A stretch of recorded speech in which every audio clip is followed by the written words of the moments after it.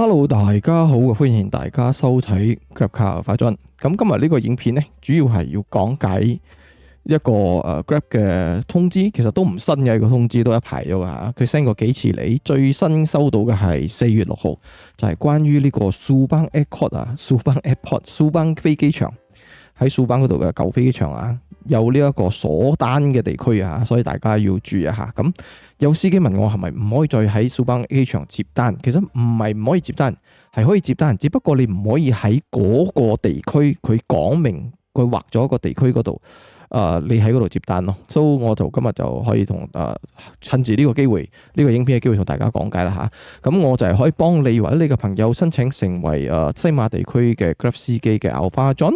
咁你可以有興趣申請嘅話，可以通過呢個電話號碼0108125874同我 WhatsApp 聯絡噶嚇。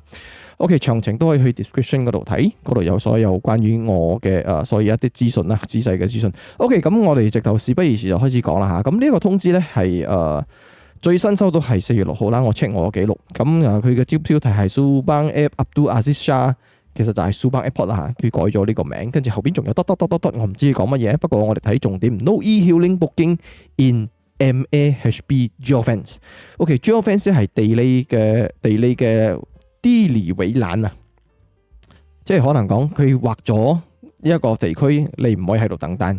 就好似我哋 KL Airport 啊，你要等號碼，佢都有劃咗地區俾你嘅。呢個都係機場公司劃俾我哋嘅。咁呢個都係一樣係 MAHB， 即係呢個機場公司啊，佢劃俾我哋嘅呢個地方啦嚇。我哋可以去睇一睇。OK，so 佢度有寫有講attention driver partners，attention 意思就講注意啊，所有司機要注意。Malaysia Airport Holding Berhad 啊 ，MAHB has enacted 係咪叫 enacted 啊？A required e-hailing geofence area for all airports in Peninsular Malaysia for all e-hailing platforms， 即係唔係 Grab 啫，所有嘅平台都一樣啊。Driver partners are not allowed to wait for passenger within this area as shown below。佢劃咗啲地方，你係唔可以喺以下嘅地區停車等單啊！都聽住啊，係唔可以停車等單啊！OK， 如果你有飛針或者飛 GPS， 另外講。係犯法㗎嗰啲嘢嚇，犯規啊。OK，please note that you will not receive any bookings if you wait。唔得啊，佢都講 geofence 啊嘛，你飛入去都可能冇單嘅，所以頭先當我講笑啦嚇。OK，you will not receive any booking if you wait inside this geofence area。佢話你如果喺呢度會劃咗個格仔入邊，你係唔可以中單嘅完全。However, you may enter the location to pick up your passenger。即係，但係呢係可以去機場 pick up 嘅，只不過你唔可以喺嗰度等單啫。可能你要喺其他地方停咯，譬如講阿拉達瑪薩啦，或者係差唔多到 Subang Airport， 即係PJ 過嚟啦，個方向去到去機場之前個 roundabout， 之前有一個 BHP 有麥當勞嘅嚇，嗰度可以等，因為我睇到佢劃嗰格好似冇劃到嗰度。OK，should any fines or penalties be incurred due to non-compliance, this will not absorbed by Grab.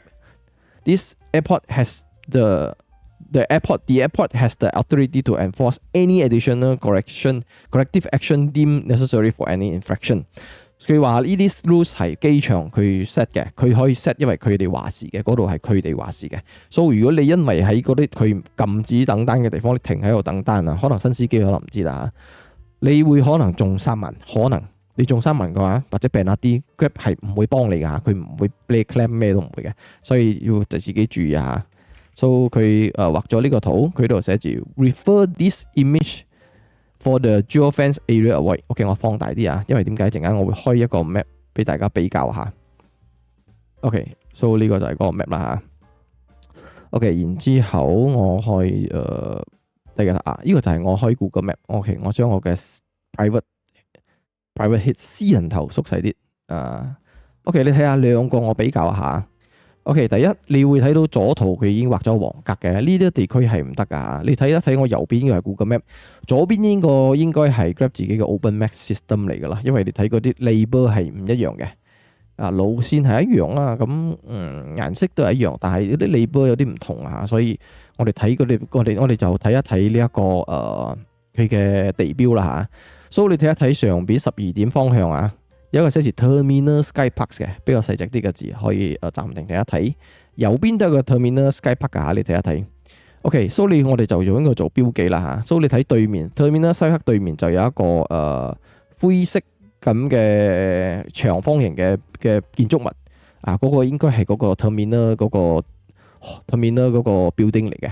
所以你睇一睇下，佢黃色嘅格，即係話機場兩邊路由呢一個下邊呢邊啊，我可以放呢度開始畫到嚟呢度，呢兩邊路，甚至乎喺入邊呢啲地方啊，可能入邊有北京或者細路嘅，你都唔可以停喺度等單。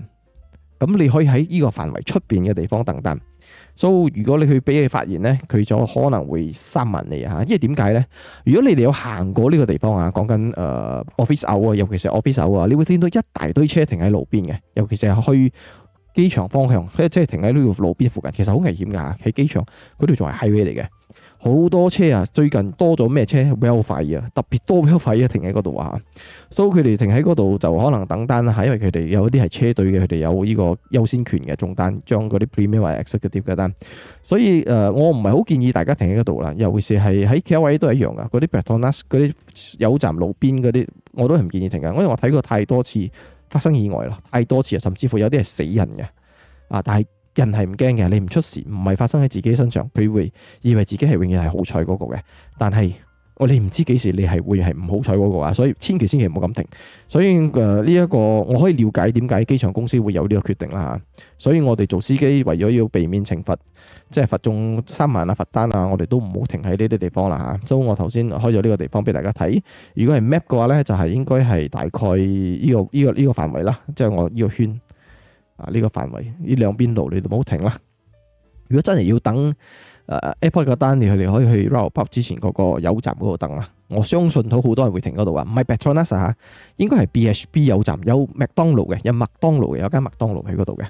所以如果你係新司機，你唔知道發生咩事啊，呢一個影片就係我俾你哋知道嘅最新嘅講解啦嚇。所以我哋睇一睇下邊仲有冇字，應該冇啦。Thank you and drive safely 啦。OK， so 呢個就係今日要主要講解嘅嘢啦。如果你唔係好明咧，可以喺下邊留言俾我知道啊。究竟有邊一 part 你唔係好明嘅？OK，咁我就可以盡量再補充翻啲嘢俾你啦。如果你係有嘢補充，哎呀，John 你講到唔正確啊！呢一 part 其實機場唔係咁樣㗎，係咁樣啊！你都係留言俾我哋知道，咁我就可以再做一個補充啦嚇。OK，咁今日嘅影片就到呢度啦。如果你或者你朋友覺得呢個影片幫到你哋喎，可以share 俾你嘅朋友睇啦嚇。咁如果佢係想申請成為呢個西馬地區嘅 Grab 司機喎，或者佢 account 係超過12個月冇開，現有司機佢想做翻 Grab 都可以通知我啊。通過呢個電話號碼0108055874同我 WhatsApp 聯絡就得噶啦。OK，咁今日嘅影片就到呢度啦，下次我哋再見，Thank you，拜拜。